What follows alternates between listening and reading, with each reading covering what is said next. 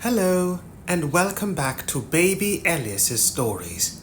We now return to Oliver Twist by Charles Dickens.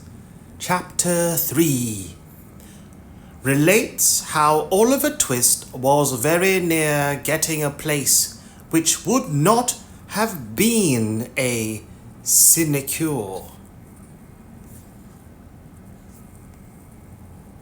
For a week after the commission of the impious and profane offence of asking for more, Oliver remained a close prisoner in the dark and solitary room to which he had been consigned by the wisdom and mercy of the board. It appears at first sight not unreasonable to suppose that if he had entertained a becoming feeling of respect for the prediction of the gentleman in the white waistcoat, he would have established that sage individual's prophetic character once and forever by tying one end of his pocket handkerchief to a hook in the wall and attaching himself to the other. To the performance of this feat, however, there was one obstacle, namely that pocket handkerchiefs, being decided articles of luxury, had been, for all future times and ages, removed from the noses of paupers by the express order of the board in council assembled, solemnly given and pronounced under their hands and seals. There was a still greater obstacle in Oliver's youth and childishness. He only cried bitterly all day, and when the long, dismal night came on, spread his little hands before his eyes to shut out the darkness, and crouching in the corner, tried to sleep, ever and anon waking with a start and tremble, and drawing himself closer and closer to the wall, as if to feel even its cold hard surface were a protection in the gloom and loneliness which surrounded him. Let it not be supposed by the enemies of the system that during the period of his solitary incarceration, Oliver was denied the benefit of exercise, the pleasures of society, or the advantages of religious consolation. As for exercise, it was nice cold weather, and he was allowed to perform his ablutions every morning under the pump. Ablutions, the act of washing oneself, often used for humorously formal effect. Ablution. As for exercise, it was nice cold weather, and he was allowed to perform his ablutions every morning under the pump in a stone yard in the presence of Mr. Bumble, who prevented his catching cold and caused a tingling sensation to pervade his frame by repeated applications of the cane.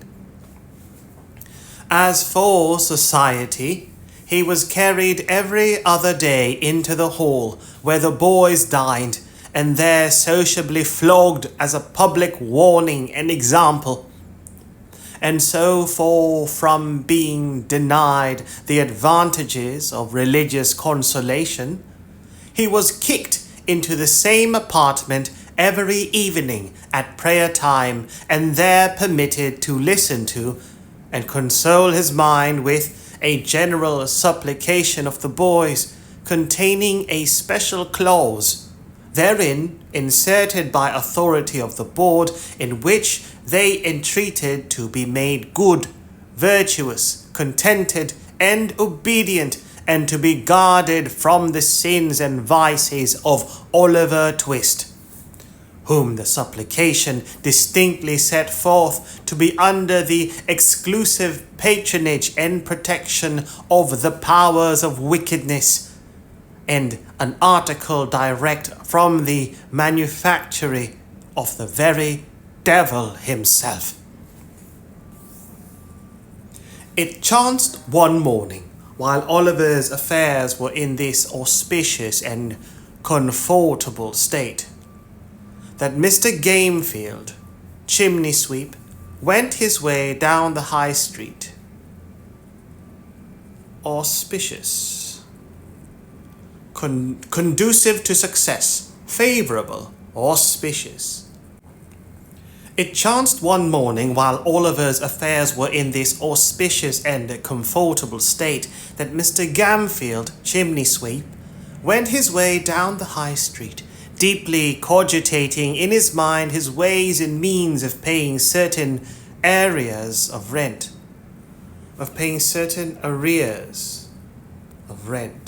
Arrears, a money that is owed and should have been paid earlier. Arrears. Cogitating. Think deeply about something. Meditate or reflect. That Mr. Gamfield, chimney sweep, went his way down the High Street, deeply cogitating in his mind his ways and means of paying certain arrears of rent, for which his landlord had become rather pressing. Mr. Gamfield's most sanguine estimate of his finances could not raise them within full £5 of the desired amount, and in a species of arithmetical desperation, he was alternately cudgelling his brains and his donkey when passing the workhouse. His eyes encountered the bill on the gate. "Whoa!" said Mr. Gamfield to the donkey. The donkey was in a state of profound abstraction, wondering, probably, whether he was destined to be regaled with a cabbage stalk or two when he had disposed of the 2 sacks of soot with which the little cart was laden. So, without noticing the word of command, he jogged onward. Mr. Gamfield growled a fierce imprecation on the donkey generally. Imprecation. A spoken curse. A swear word. Mr. Gamfield growled a fierce imprecation on the donkey generally, but more particularly on his eyes, and running after him bestowed a blow on his head, which would inevitably have beaten in any skull but a donkey's. Then, catching hold of the bridle, he gave his jaw a sharp wrench, by way of gentle reminder that he was not his own master, and by these means turned him round. He then gave him another blow on the head, just to stun him, till he came back again. Having completed these arrangements, he walked up to the gate to read the bill.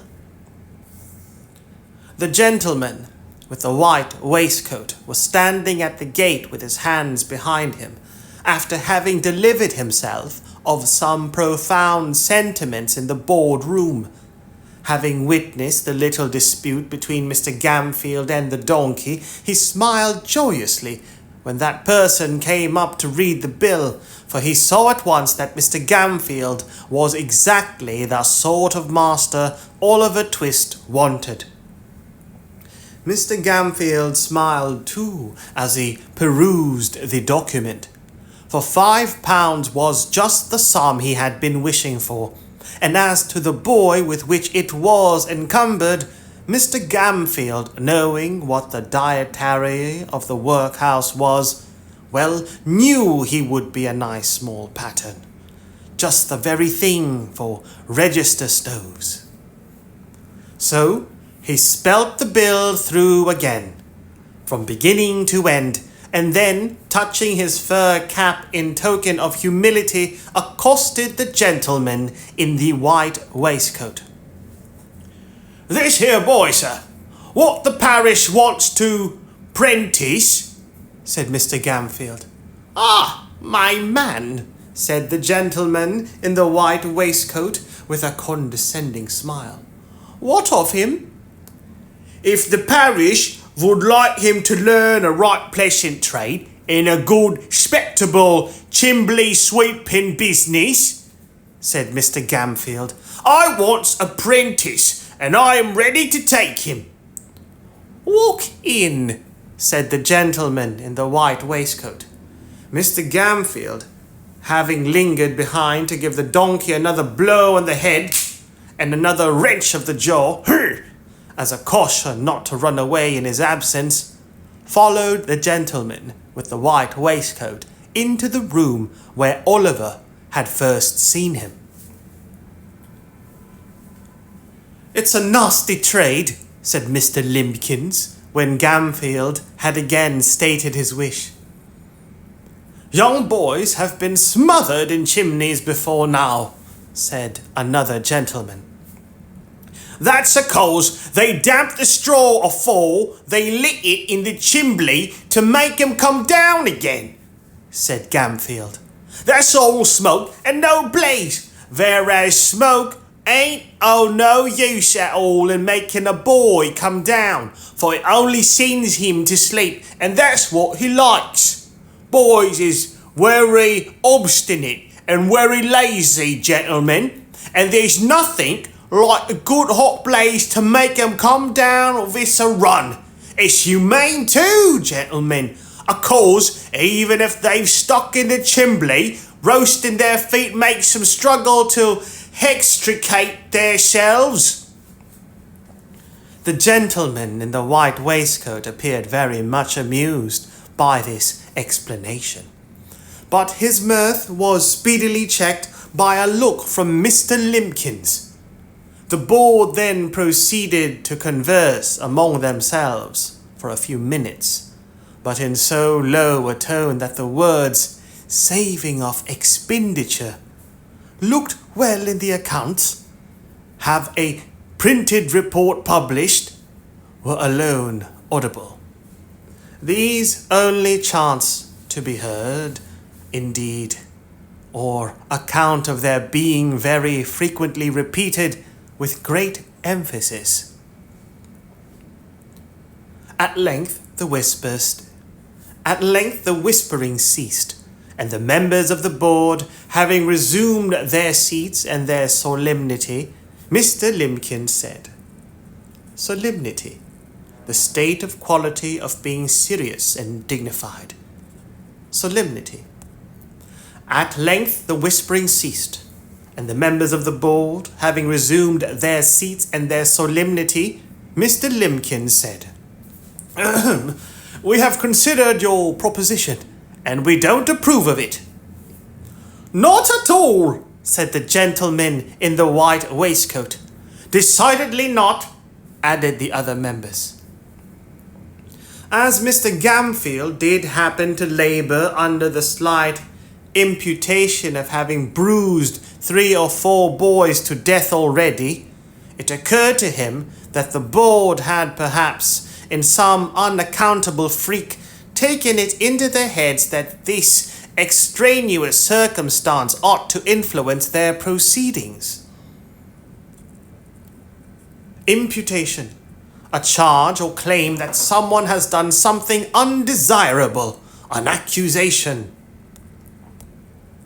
As Mr. Gamfield did happen to labour under the slight imputation of having bruised 3 or 4 boys to death already, it occurred to him that the board had perhaps, in some unaccountable freak, taken it into their heads that this extraneous circumstance ought to influence their proceedings. Extraneous, irrelevant, or unrelated to the subject being dealt with. It was very unlike their general mode of doing business, if they had. But still, as he had no particular wish to revive the rumour, he twisted his cap in his hands and walked slowly from the table. So you won't let me have him, gentlemen? Said Mr. Gamfield, pausing near the door. No, replied Mr. Limbkins.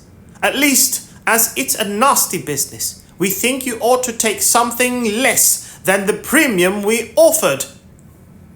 Mr. Gamfield's countenance brightened as, with a quick step, he returned to the table and said, "What'll you give me? What'll you give, gentlemen? Come, don't be too hard on a poor man. What'll you give?" "I should say £3.10 was plenty," said Mr. Limbkins. "10 shillings too much," said the gentleman in the white waistcoat. "Come," said Gamfield. "Say £4, gentlemen. Say £4, and you've got rid of him for good and all, there." £3.10, repeated Mr. Limbkins firmly. "Come, I'll split the difference, gentlemen," urged Gamfield. £3.15. "Not a farthing more," was the firm reply of Mr. Limbkins. "You're desperate hard upon me, gentlemen," said Gamfield, wavering. "Pooh, nonsense," said the gentleman in the white waistcoat. "He'd be cheap with nothing at all as a premium. Take him, you silly fellow. He's just the boy for you. He wants the stick now and then. It'll do him good, and his board needn't come very expensive, for he hasn't been overfed since he was born. Ha, ha, ha!" Mr. Gamfield gave an arch look at the faces round the table, and, observing a smile on all of them, gradually broke into a smile himself. The bargain was made. Mr. Bumble was at once instructed that Oliver Twist and his indentures were to be conveyed before the magistrate. Indentures. Indenture, a legal agreement, contract, or document. The bargain was made. Mr. Bumble was at once instructed that Oliver Twist and his indentures were to be conveyed before the magistrate for signature and approval that very afternoon. In pursuance of this determination, little Oliver, to his excessive astonishment, was released from bondage and ordered to put himself into a clean shirt. He had hardly achieved this very unusual gymnastic performance when Mr. Bumble brought him, with his own hands, a basin of gruel and the holiday allowance of 2 ounces and a quarter of bread. At this tremendous sight, Oliver began to cry very piteously, thinking not unnaturally that the board must have determined to kill him for some useful purpose, or they never would have begun to fatten him up in that way. "Don't make your eyes red, Oliver, but eat your food and be thankful," said Mr. Bumble in a tone of impressive pomposity. You're going to be made a prentice of, Oliver." "Apprentice, sir?" said the child, trembling. "Yes, Oliver," said Mr. Bumble. "The kind and blessed gentleman, which is so many parents to you, Oliver, when you have none of your own, are going to prentice you, and to set you up in life and make a man of you. Although the expense to the parish is £3.10. £3.10, Oliver! 70 shillings, 146 pences, and all for a naughty orphan which nobody can't love." As Mr. Bumble paused to take a breath, after delivering this address in an awful voice, the tears rolled down the poor child's face, and he sobbed bitterly. "Come," said Mr. Bumble, somewhat less pompously, for it was gratifying to his feelings to observe the effect his eloquence had produced. "Come, Oliver, wipe your eyes with the cuffs of your jacket, and don't cry into your gruel. That's a very foolish action, Oliver." It certainly was, for there was quite enough water in it already. On their way to the magistrate, Mr. Bumble instructed Oliver that all he would have to do would be to look very happy and say, when the gentleman asked him if he wanted to be apprenticed, that he should like it very much indeed, both of which injunctions Oliver promised to obey. the rather as Mr. Bumble threw in a gentle hint that if he failed in either particular, there was no telling what would be done to him. When they arrived at the office, he was shut up in a little room by himself and admonished by Mr. Bumble to stay there until he came back to fetch him.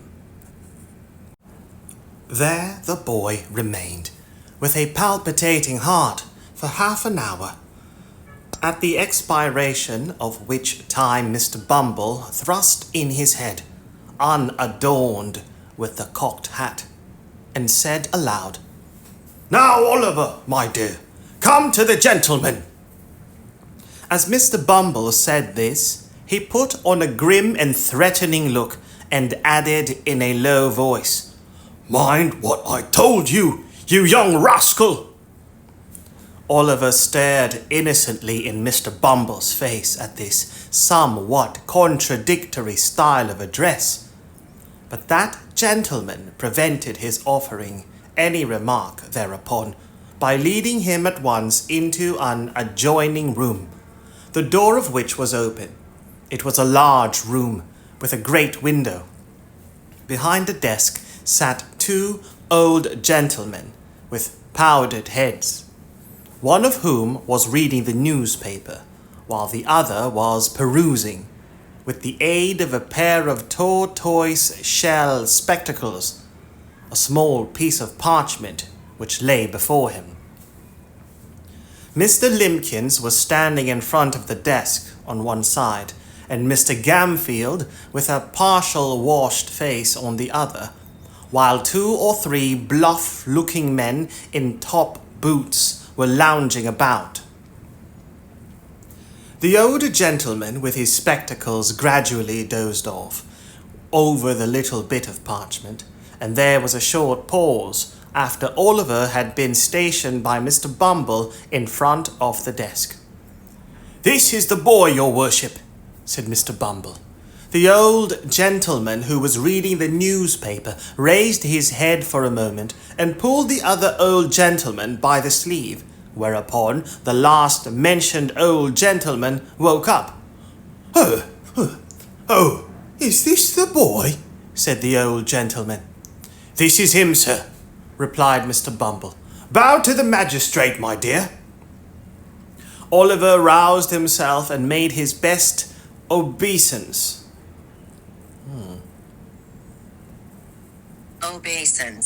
Obeisance. Deferential respect. Respect or bow. Obeisance. Oliver roused himself and made his best obeisance. He had been wondering, with his eyes fixed on the magistrate's powder, whether all boards were born with that white stuff on their heads, and were boards from thenceforth on that account. "Well," said the old gentleman, "I suppose he's fond of chimney sweeping?" "He dotes on it, your worship," replied Bumble, giving Oliver a sly pinch to intimate that he had better not say he didn't.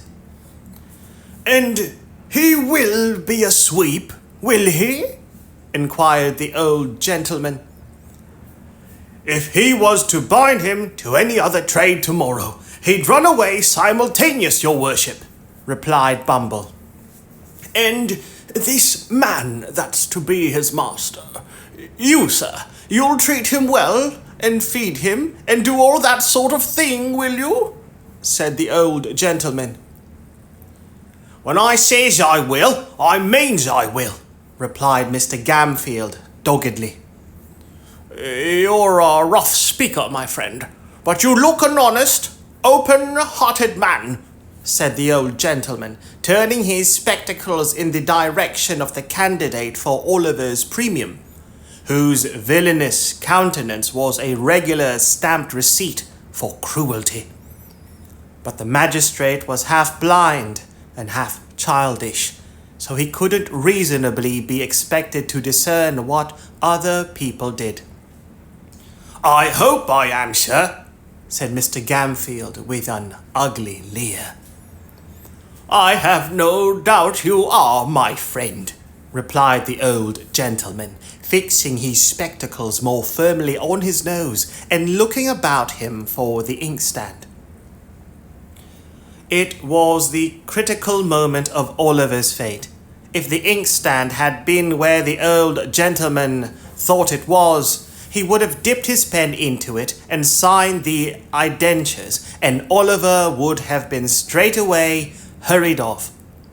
But, as it chanced to be immediately under his nose, it followed, as a matter of course, that he looked all over his desk for it without finding it, and happening in the course of his search to look straight before him, his gaze encountered the pale and terrified face of Oliver Twist, who, despite all the admonitory looks and pinches of Bumble, was regarding the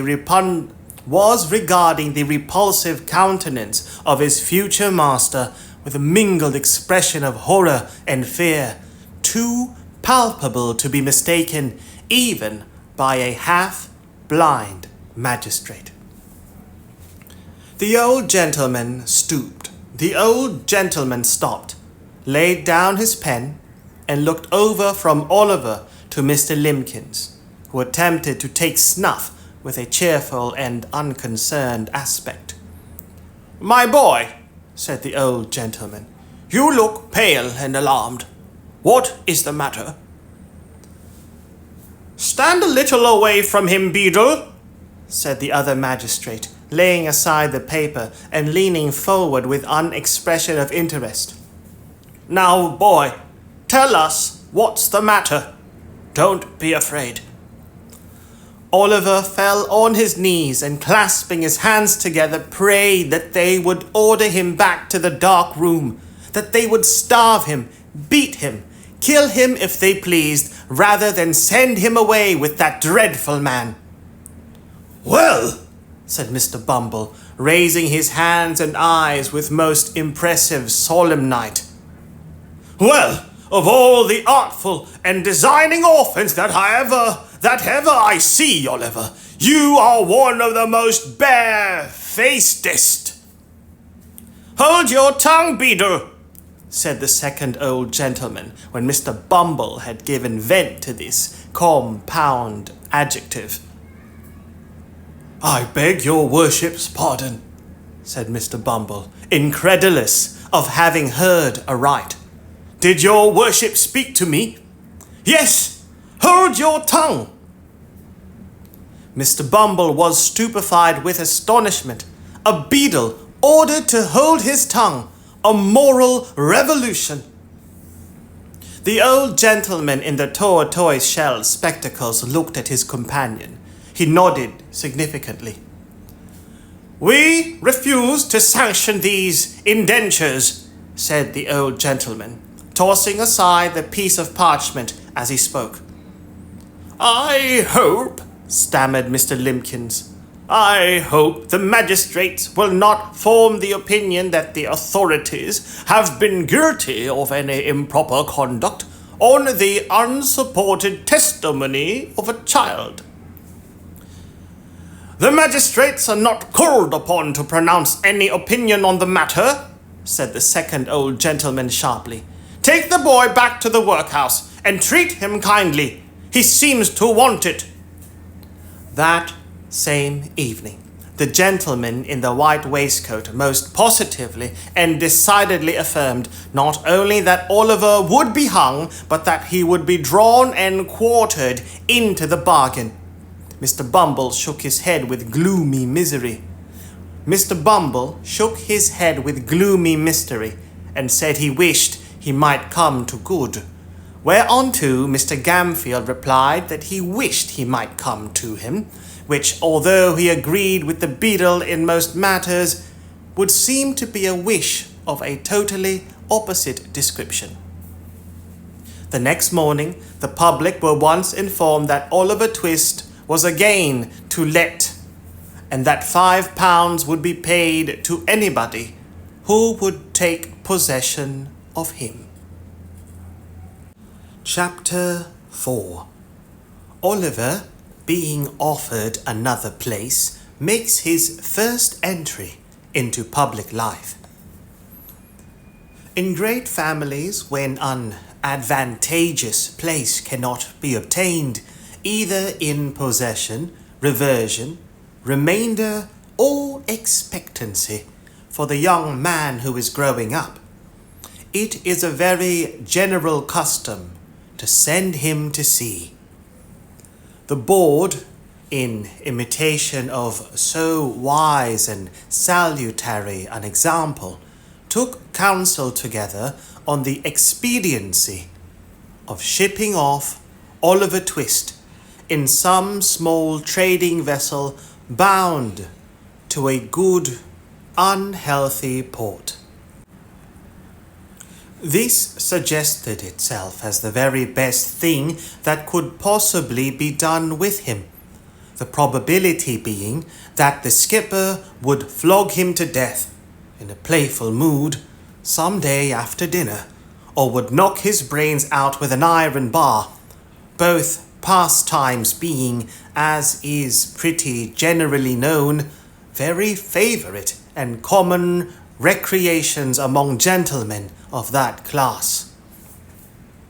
The more the case presented itself to the board in this point of view, the more manifold the advantages of the step appeared. So they came to the conclusion that the only way of providing for Oliver effectually was to send him to sea without delay.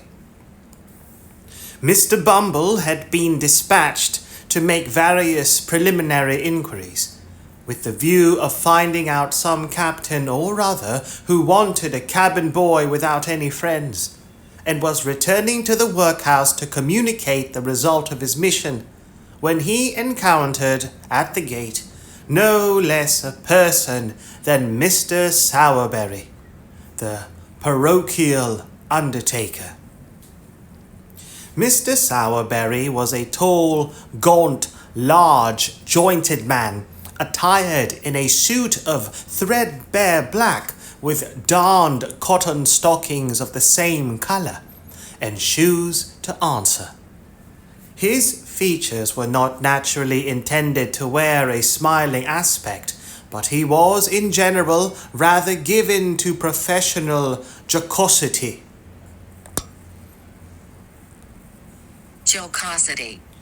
Jocosity, jocose, playful or humorous, jocose. His step was elastic, and his face betokened inward pleasantry, as he advanced to Mr. Bumble and shook him cordially by the hand. "I have taken the measure of the 2 women that died last night, Mr. Bumble," said the undertaker. "You'll make your fortune, Mr. Sowerberry," said the beadle, as he thrust his thumb and forefinger into the proffered snuff-box of the undertaker, which was an ingenious little model of a patent coffin. "I say, you'll make your fortune, Mr. Sowerberry," repeated Mr. Bumble, tapping the undertaker on the shoulder in a friendly manner with his cane. "Think so?" said the undertaker, in a tone which half admitted and half disputed the probability of the event. "The prices allowed by the board are very small, Mr. Bumble." "So are the coffins," replied the beadle, with precisely as near an approach to a laugh as a great official ought to indulge in. Mr. Sowerberry was much tickled at this, as of course he ought to be, and laughed a long time without cessation.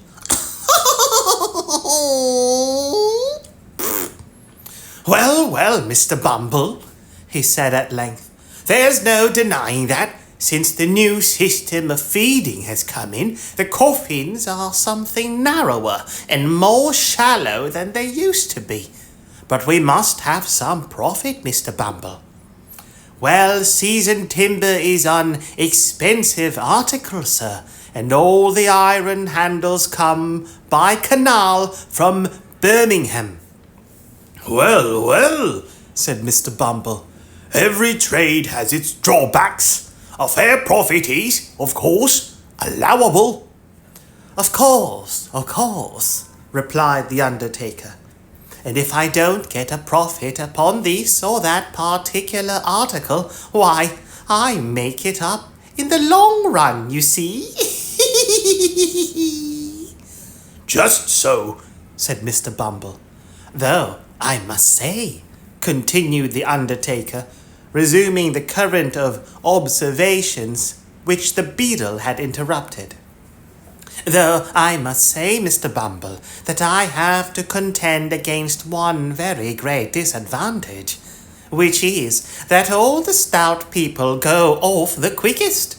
The people who have been better off and have paid rates for many years are the first to sink when they come into the house, and let me tell you, Mr. Bumble, that 3 or 4 inches over one's calculations makes a great hole in one's profits, especially when one has a family to provide for, sir.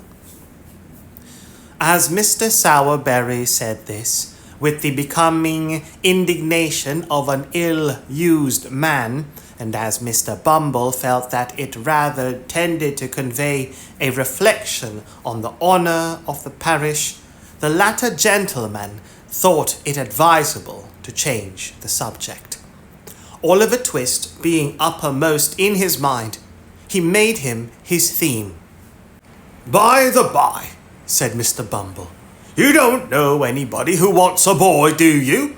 A parochial prentice, who is at present a dead weight, a millstone, as I may say, round the parochial throat.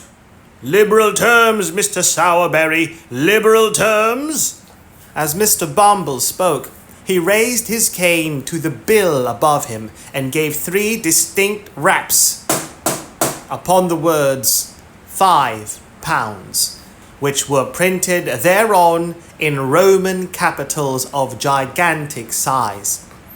Gadso, said the undertaker, taking Mr. Bumble by the gilt-edged lapel of his official coat. That's just the very thing I wanted to speak to you about.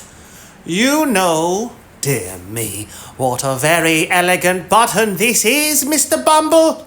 I never noticed it before. Yes, I think it rather pretty, said the beadle, glancing proudly downwards at the large brass buttons which embellished his coat. The die is the same as the parochial seal. The Good Samaritan healing the sick and bruised man. The board presented it to me on New Year's morning, Mr. Sowerberry. I put it on, I remember, for the first time to attend the inquest on that reduced tradesman who died in a doorway at midnight. I recollect, said the undertaker. The jury brought it in. Died from exposure to the cold and want of the common necessaries of life, didn't they? Mr. Bumble nodded. And they made it a special verdict, I think, said the undertaker, by adding some words to the effect that if the relieving officer had... Tush! Foolery! Interposed the beadle. If the board attended to all the nonsense that ignorant jurymen talk, they'd have enough to do. Very true, said the undertaker. They would indeed. Juries, said Mr. Bumble, grasping his cane tightly, as was his wont when working into a passion. Juries is ineducated, vulgar, grovelling wretches. So they are, said the undertaker. They haven't no more philosophy nor political economy about 'em than that, said the beadle, snapping his fingers contemptuously. No more they have, acquiesced the undertaker. I despise 'em, said the beadle, growing very red in the face.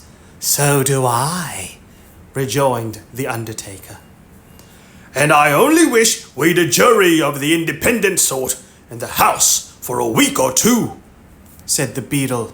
The rules and regulations of the board would soon bring their spirit down for him. Let him alone for that, replied the undertaker. So saying, he smiled approvingly to calm the rising wrath of the indignant parish officer.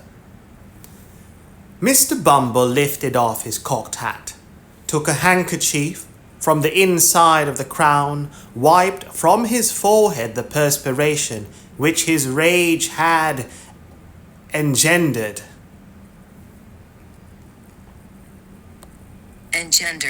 Engendered, cause or give rise to, a feeling, situation, or condition, engender. Wiped from his forehead the perspiration which his rage had engendered, fixed the cocked hat on again, and turned to the undertaker, said in a calmer voice, and turning to the undertaker, said in a calmer voice, Well, what about the boy? Oh, replied the undertaker. Why, you know, Mr. Bumble, I pay a good deal towards the poor's rates. Hem, said Mr. Bumble. Well? Well, replied the undertaker, I was thinking that if I pay so much towards them, I've a right to get as much out of them as I can, Mr. Bumble, and so I think I'll take the boy myself. Mr. Bumble grasped the undertaker by the arm and led him into the building. Mr. Sowerberry was closeted with the board for 5 minutes, and it was arranged that Oliver should go to him that evening, upon liking, a phrase which means, in the case of a parish apprentice, that if the master find, upon a short trial, that he can get enough work out of a boy without putting too much food into him, he shall have him for a term of years to do what he likes with. When little Oliver was taken before the gentleman that evening and informed that he was to go that night as general house lad to a coffin maker's, and that if he complained of his situation or ever came back to the parish again, he would be sent to sea, there to be drowned or knocked on the head, as the case might be, he evinced so little emotion that they, by common consent, pronounced him a hardened young rascal, and ordered Mr. Bumble to remove him forthwith.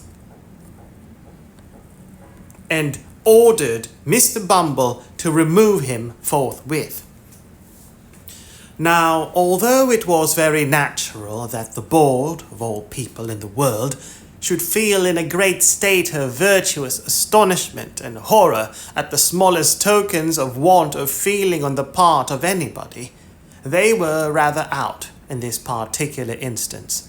The simple fact was that Oliver, instead of possessing too little feeling, possessed rather too much, and was in a fair way of being reduced for life to a state of brutal stupidity and sullenness by the ill usage he had received. He heard the news of his destination in perfect silence, and having had his luggage put into his hand, which was not very difficult to carry, inasmuch as it was all comprised within the limits of a brown paper parcel, about 1/2 foot square by 3 inches deep, he pulled his cap over his eyes, and once more attaching himself to Mr. Bumble's coat cuff, was led away by that dignitary to a new scene of suffering. For some time Mr. Bumble drew Oliver along without notice or remark, for the beadle carried his head very erect, as a beadle always should, and it being a windy day, little Oliver was completely enshrouded by the skirts of Mr. Bumble's coat as they blew open and disclosed to great advantage his flapped waistcoat and drab plush knee breeches.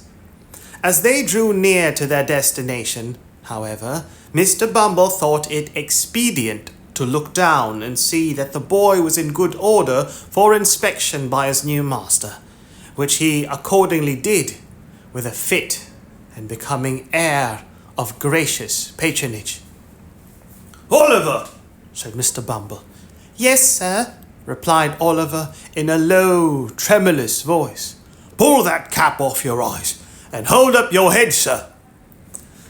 Although Oliver did as he was desired at once, and passed the back of his unoccupied hand briskly across his eyes, he left a tear in them when he looked up at his conductor. As Mr. Bumble gazed sternly upon him, it rolled down his cheek. It was followed by another and another. The child made a strong effort, but it was an unsuccessful one. Withdrawing his other hand from Mr. Bumble's, he covered his face with both, and wept until the tears sprung out from between his chin and bony fingers.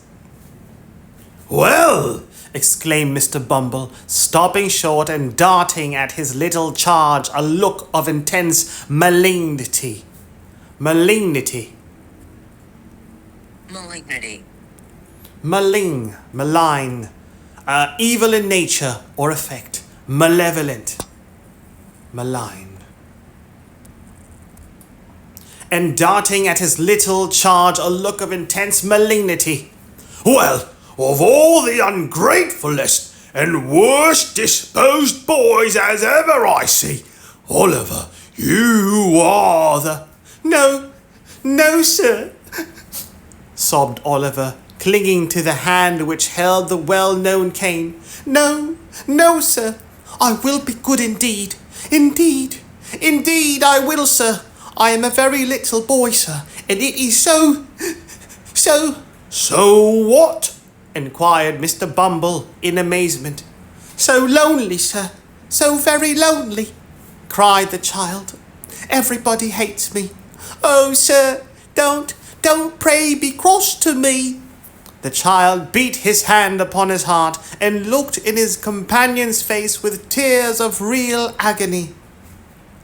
Mr. Bumble regarded Oliver's piteous and helpless look with some astonishment for a few seconds, hemmed 3 or 4 times in a husky manner, and after muttering something about that troublesome cough, bade Oliver dry his eyes and be a good boy. Then, once more taking his hand, he walked on with him in silence. The undertaker, who had just put up the shutters of his shop, was making some entries in his day book by the light of a most appropriate dismal candle, when Mr. Bumble entered. "Aha!" said the undertaker, looking up from the book and pausing in the middle of a word. "Is that you, Bumble?" No one else, Mr. Sowerberry, replied the beadle. Here, I've brought the boy. Oliver made a bow. "Oh, is that the boy, is it?"